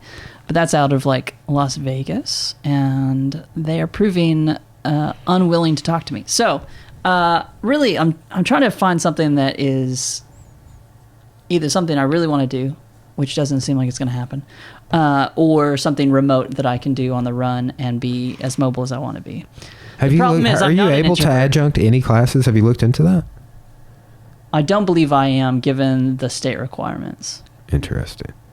You would think you could at least do like philosophy or religious studies. I would have to. Religious studies religions. I could probably poke into, but yeah, I would look into it, man. Adjuncting a course I could probably here and there. teach Dykema's Christianity class. No slight on Peter, but hey, you know what? It was funny. I was like, I talked to him for a few minutes. Dr. Dykema, how you doing? What's up, man? It's so good to see you. Like, I was pumped to see him, and he knew your birthday. Surely, no. There's he was never expecting to remember. He was like, "Oh, call me Peter," and I was like, "Mr. Peter," and he's like, "This can be a transitional version of." Eventually calling me Peter, but yes. Yeah. And I was like, oh, all right, man, that's super weird. Peter, Mr. Peter, sir. Yeah. But it's great to see you. Like, it was an awkward. I feel like that last semester or last year of college, I was just like trying to, because I was craving that mentorship kind of, where am I going to go? And I didn't find that relationship with any of my favorite teachers or any of the professors. Luckily, I did. Department. I mean, I would say you did with Tarver, man. Well, I think that is different. That was not so much an academic. I worked on a project with him on an encyclopedia that he's working with, but I mean, it's totally different. I was really looking for like somebody who's like, oh yeah, and that I could act as a launching pad or a sounding board for me on stuff. But it just that relationship never really formed with any of my professors, so I was released into the wild. Well, I will say, who's been that with me more than anybody is Jeff Woods. Yeah, man. I think so. Like, he's going to get his black belt in 6 months, man. Yeah. In jiu-jitsu. You guys just kept trading martial arts secrets, and so... Man, well, that, and he's a mentor to me, man. Mm-hmm. Like McMillan, he's not even one of my professors or anything, but I've been fortunate to have at the right times that I needed them in the areas that I needed them, these different figures in my life. And many of them are still prevalent, and some of them are not needed in the same ways. Mm-hmm. And they're pissed about it. But it's just like, man, there is sort of this coming of age peer status. Like, I've been owning a martial arts gym, and I generate enough income that there's a sect of people that I'm like, we can trade ideas about how to do things, but as long as I have way more students than you and generate way more income than you, there is an element. There's some sort of disconnect there with yes, I might steal an idea or two from you, but there's it's a At weird least disconnect. on a business level, you're outperforming. Right? Oh yeah, we're outperforming most gyms in the state. You're the on a sensei business level. on the business level. It may not be, your techniques may not be that great, but you're doing something right. My techniques don't have to be great anymore. We have Cora. She's a freaking champion, dude. But she'll kill us all. I tell everybody that. I'm like, she's also a psychopath. Because people always are like, you black belt, that's crazy. I was like, yes, my wife. She will whip your ass. She will kill you with her bare hands. I don't even I've submitted so many people. It doesn't even excite me anymore. Like quite literally, coaching excites me, learning new techniques. But the aggression of I'm gonna fuck this dude up. That is almost gone from my life. Philosophically, I still have the warrior philosophy, but me physically being oh, this dude disrespected, right, our process, our guys. Right. Oh, I saw you let me just set you down real quick. I'm done with that, dude. Sure. But I still roll. I still train. I still submit people. I still tap to submissions. It's and I still learn all the time. I still go to seminars. I still bring people in. And I'll never stop doing that, just like I'll never stop reading and writing and learning and watching Jesus documentaries and shit. Watching what documentaries? Jesus. Please share. Well, I mean, you ever heard of Caesar's Messiah? That's it's actually a good documentary, but it's conspiratorial. Oh wait, is it the one where Jesus is the creation of the Roman Empire? Yes, the Flavians. Yeah. Basically the same sort of thesis that people used to say Socrates didn't exist, honestly. Well, I mean, yeah, fair enough. And that Josephus was the Plato writing Socrates in that story, who, when Josephus was captured in the Jewish wars, was a prophet of some kind. Yeah. But this guy, his name's Atwell. He makes some compelling points, but it's it's not anything I'm teaching in my classes. It's not anything I'm propagating. Anything other than just it's very interesting. I don't think that I'm back and forth because all that we were talking about the Holocaust earlier, but that controversy with Link, I read into that, and what Link was arguing is he was saying, and I don't that was rough agree with this. That was really but rough. He was I can't insert this other viewpoint to bring about critical thinking that says and everybody's no, you fucking can't. That was rough. I was on Link's side for the first time in history. I sided with that. Well, I just there wasn't enough. I wanted to hear a recording or see a piece of paper that had it documented, and some of the professors that were around when that happened, that were involved with the reporting it. Mm-hmm. I read some of the things they had to say, and it convinced me of enough to at least not. It's such a effed up, unfortunate event that made all kinds of headlines, but that with the history of Christianity story, it's this comes up with the Sphinx and it's different points of history. It's at what point are we unallowed to introduce this other narrative? I think that conspiracies and things like that are very good tools in teaching history to, one, generate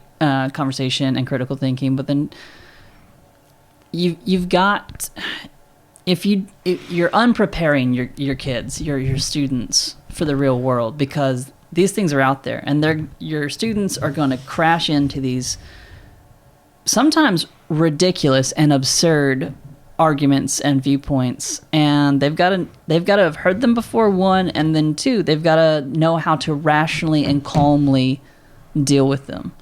Otherwise, they just keep circulating on Facebook, and more people think the Earth is flat and there's an ice wall hidden by NASA.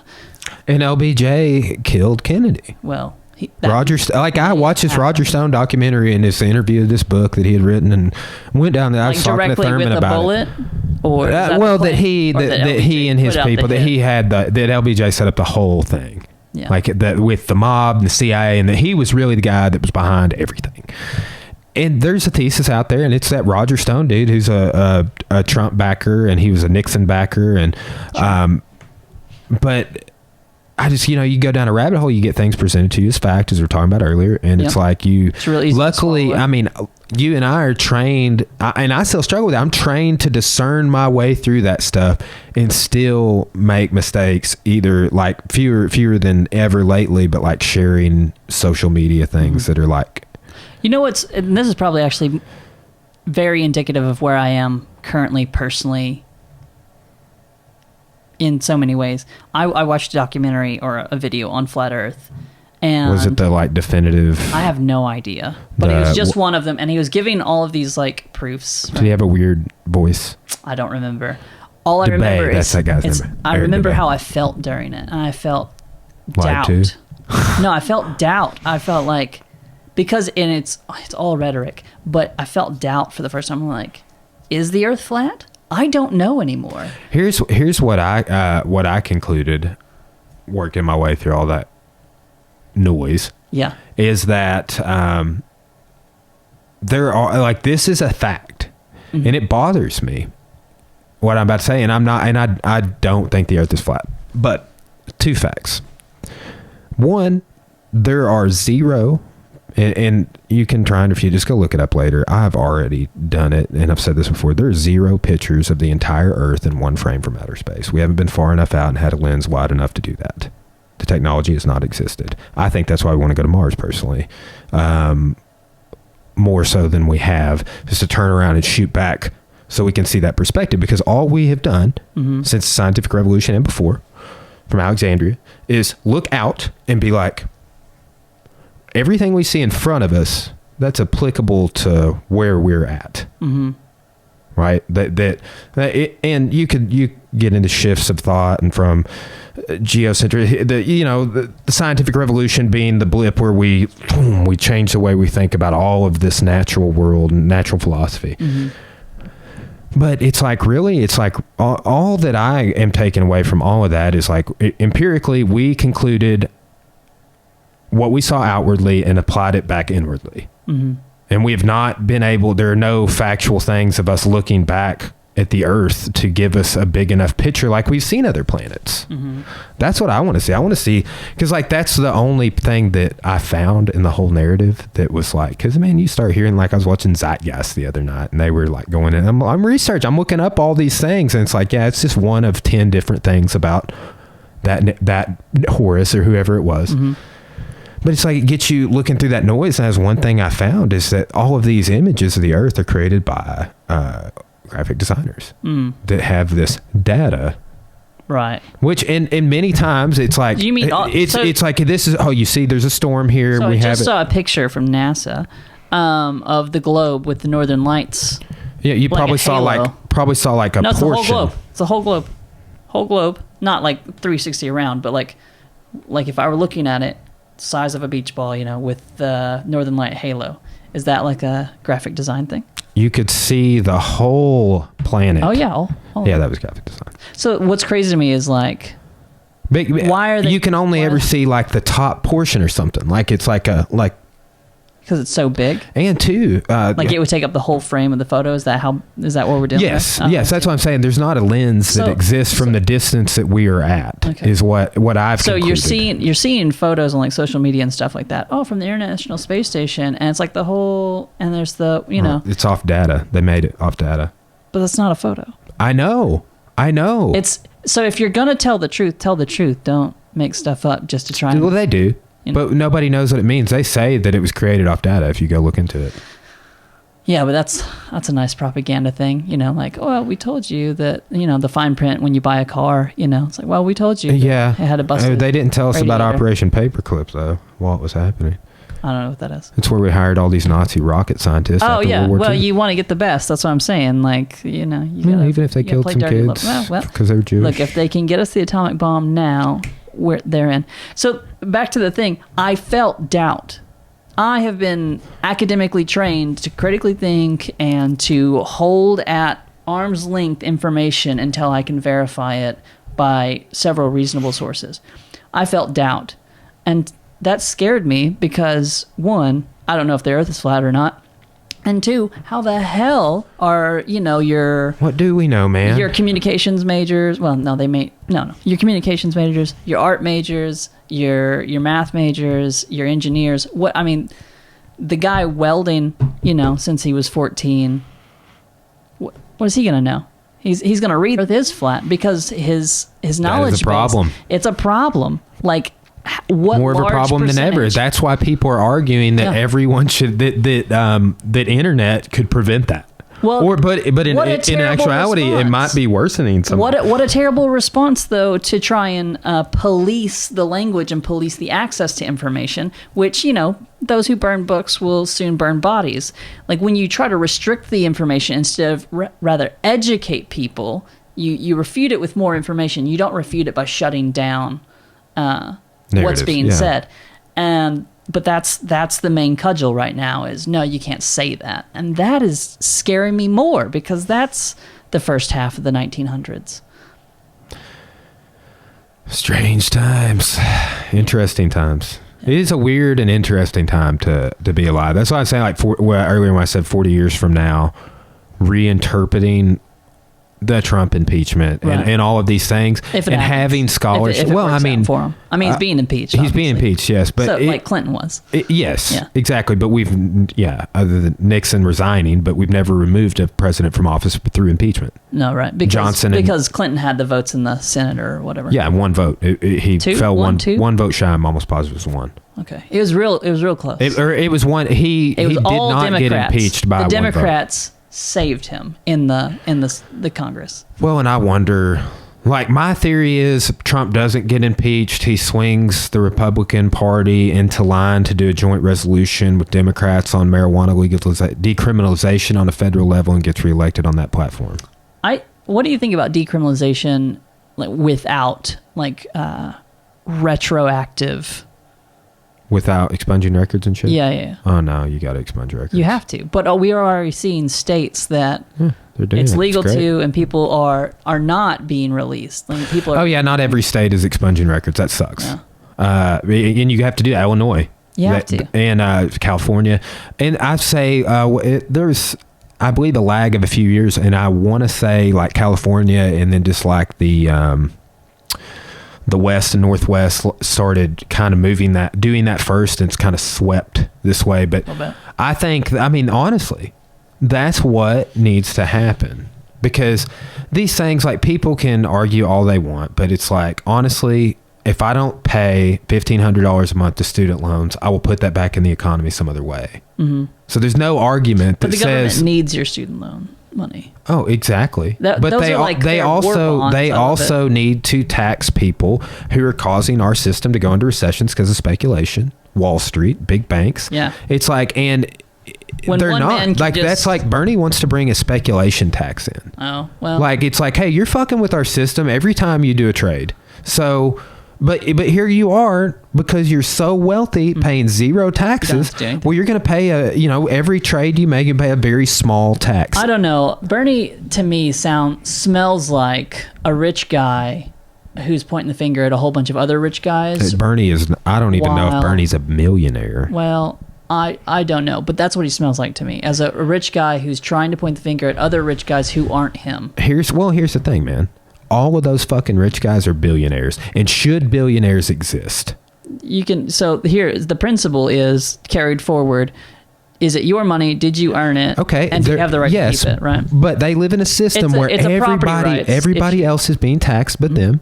Well, so they should be taxed and if you had $1 billion, you're not spending money. You're withholding that shit from the economy, and you're paying starvation wages to your employees in all cases. Well, okay, so for wages to employees, like, it's an unfortunate truth that there are more people who need the work than there is work, and what that creates is a system where workers have less bargaining power for higher wages, and that's why wages will stay low unless the government forces people to charge them up, which I think is iffy because it's my personal business. I own a gym. I can only afford to pay X number. What it does is it raises the price of entry for small businesses. Here's how I view it. Every time. These people that are billionaires. You kill small business to try and choke out billionaires, and that doesn't choke out the billionaires. They just move overseas or they do something else. Why are they evading taxes? Like, why is he paying 0% tax? That's how our system's set up, man. Well, that's just it. Seems like there are some very specific things that need to be changed that fix that problem without increasing the problem for other people. That in my interpretation is shifting tax policy. Mm-hmm. Right? Because these people, like, tell me how the philosophy of what we're talking about is different than what we've said with, like, monopolies. You have a monopoly, you're fucking with our economy. Mm-hmm. That's not allowed. Mm-hmm. It's negative. You can't do that. Right. So we're going to come in. We have, as a society, stood up and said monopolies aren't good because they allow for extortion. And I think that we are going to do that extortion with billionaires. Like, go look at how much Bill Gates pays, and it's like, that motherfucker needs to pay more. Yeah. He cannot pay less taxes than I pay. Well, so maybe why aren't we looking at, like, something like income caps? Like, you can't. I like that idea. A maximum. Yeah. We'll lower the taxes on individuals. We'll put in income caps, and then, like, we'll take profits out of businesses. Like, that doesn't fit the capitalist model. No, it doesn't. You're going to have to come up with some kind of hybrid. But what I'm trying to do is I'm trying to protect private property rights and push some of the wealth into more of the public sector. I would not. I don't even feel like. I mean, does property ownership exist? How can I own something? Yeah, how can I own something that I rent from the government that my kids are going to get stuck paying taxes for after I die? Yeah. I mean, you own your Xbox for as long as that you can keep it. That's the truth about all ownership, though. It's up to you to be able to I guess I was right? referring to land ownership. Land, cars, whatever that you have to rent from the government. But even at that, like, anything that you own, including this lovely mushroom statuary. Seasonal timeout in my living room, so it doesn't get to be out there. Excellent. Like, you'll only own this for as long as you can physically, possess it, right? I might have to depreciate it out, man. It's not worth as much as it was when I got it. Right, yeah, you want to pay less. The government needs to know that. That it's worth less. Right, like my vehicle for the business. Yeah. Like, in all of my inventory and contents in the gym. Yeah. Every year they depreciate a little bit. Yeah, so you pay less taxes, hopefully. Hopefully. You should. Yes, but if I go to get rid of it, I pay taxes on it. There's this weird I don't understand that kind of level of things. I buy a car, I pay taxes. Every year I'm paying taxes. Is it a road tax? Call it a road tax. Don't call it a property tax. Oh, so check this out. Like, why am I paying taxes on a primary residence? Can we talk about homelessness for a second? Why are we allowing a system that puts people in bad situations? Because my primary residence... This blew my mind when I became an adult, like, I don't know, 2 months ago, and realized that I can own a house that my great-grandfather built 100 years ago that has been in my family the whole time, that my dad bought for $10, right? Because of some bullshit official, you got to transfer thing, whatever. People could move in around us, buy up all the land around us, put in nice, very expensive homes that are well outclassing my house. I don't have that kind of money. I can't upkeep my house. I can't upgrade it. All the property value around my house goes up. Now my property tax goes up, and I get pushed out of my land. Like, that's a thing that can happen and does happen in inner cities. And it happens in Clarksville, dude. It happens in Clarksville. Yeah, like, people paying property tax in Clarksville's a fuck show right now. It's insane. Yeah, like, people been sharing, like, their 10-year challenge and shit from, like, Clarksville property taxes. I've seen a couple of people do that. It's like 3 times higher. It's insane. And I could go off on Clarksville, but I won't.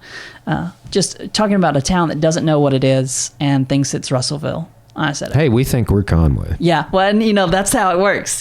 That's just all. And nobody wants to be Little Rock. No one. But they're all moving that We direction. all want to be Northwest Arkansas. My heart just pounded. That's exactly what we're moving towards, though. And I see it in Clarksville, and I see it everywhere. You see these little parts of town. Like there's a house right across the street from mine. It is worthless. It's fallen in on itself. We have vagrants in there all the time.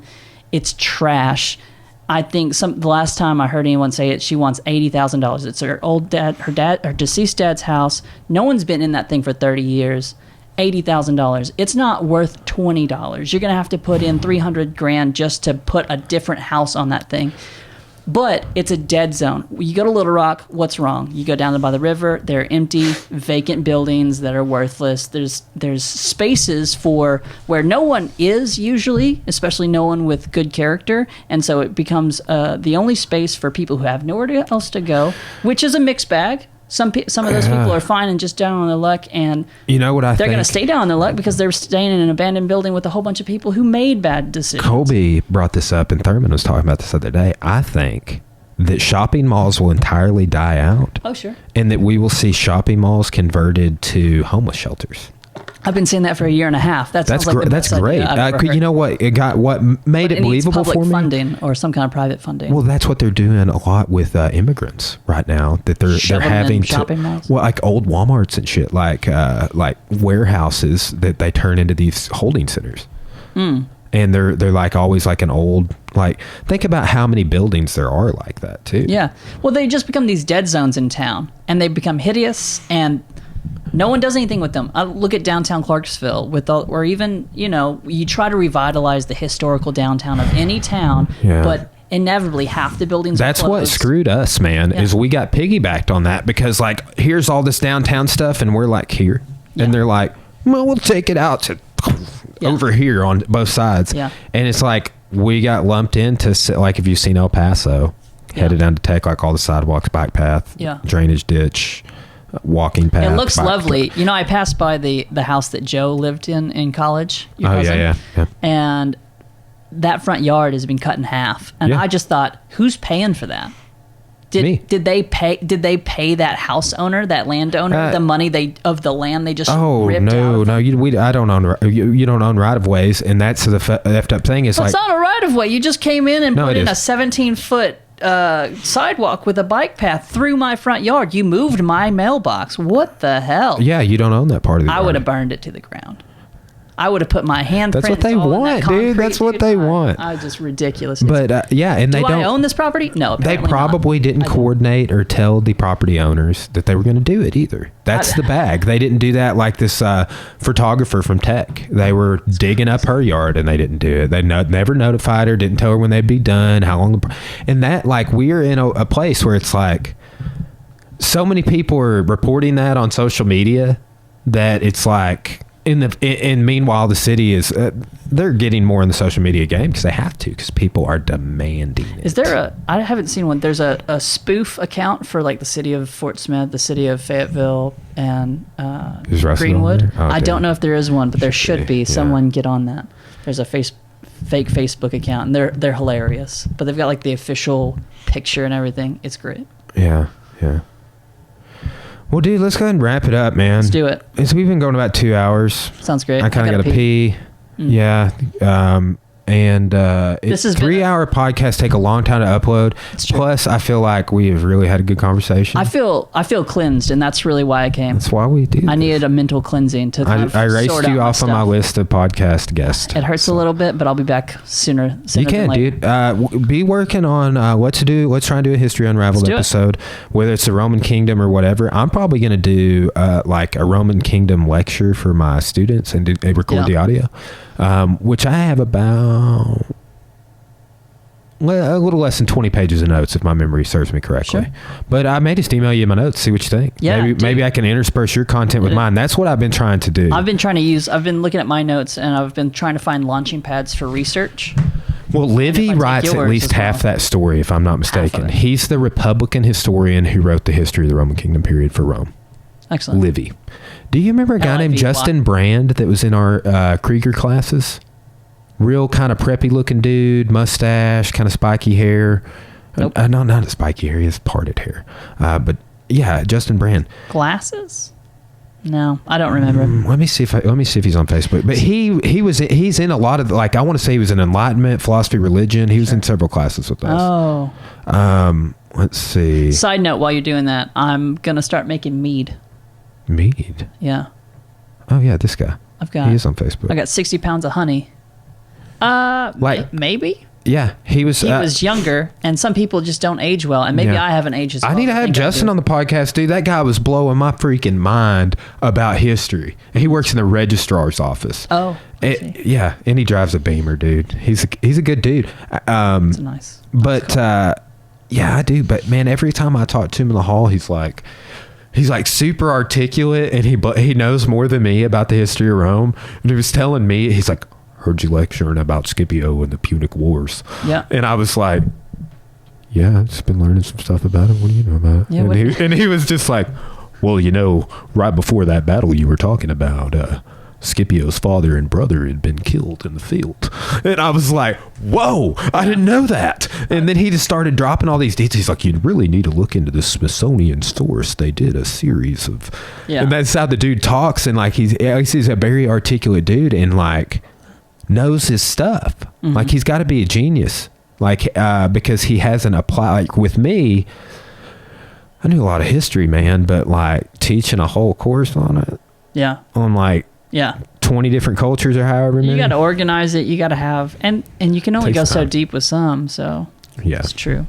Anyways, I'm making alcohol, and then 2, I'll leave you with what I was looking into. Was it seems that the Roman Republic was born out of some either spousal abuse or out of like the rape of Lucretia. Yeah. So I mean, yes, and there's two stories of rape. There's the rape of the Sabine women. There's the rape of Lucretia. Yeah. Well, I think, is that her name? It's her like brother or her husband. It's one of some male family. She's a Roman family member, right?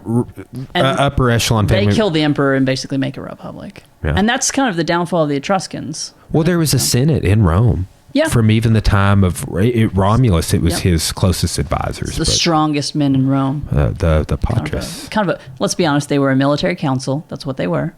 Yeah. And even like what are they called in Sparta? The people over 60. Oh, I don't know the name. Damn it. I know what you're talking about. Council of Elders. Yep. There it is. Yeah. There's probably somewhere that's a name. Perikoioi or something like that. Yeah. That there's all I would just have to have my notes in. But even when you got the plebeian and patrician class, like the House of Lords and Commons. Hey, I would love to do one on that, man. I felt more confident going through that, but man, the Republic is a... Well, that's during the kingdom too. Like you've got the monarch. Yeah, he's patrician got the two and plebeians. houses. Yes, right? And then he's also got the Senate. So these people would talk. No one would care about what the plebeians had to say, and the king would be like, "Okay, well, I'm gonna run it by the Senate." And that dovetails nice. I noticed that this time through is that the late kingdom period and the early republic politically dovetail in relation to not the monarchy, but like the legislative branch. And there does seem to be like some kind of like beginning elements to the American Republic here. Like you would think that we looked back in time and saw. We did. We saw these two horribly failed institutions, democracy in Greece and republic over here in Rome. We're like, fuck, maybe we can make that last twice as long. And we haven't even come close yet. Well, we'll see what happens. All right, dude. All right. We'll see you later, man. See ya.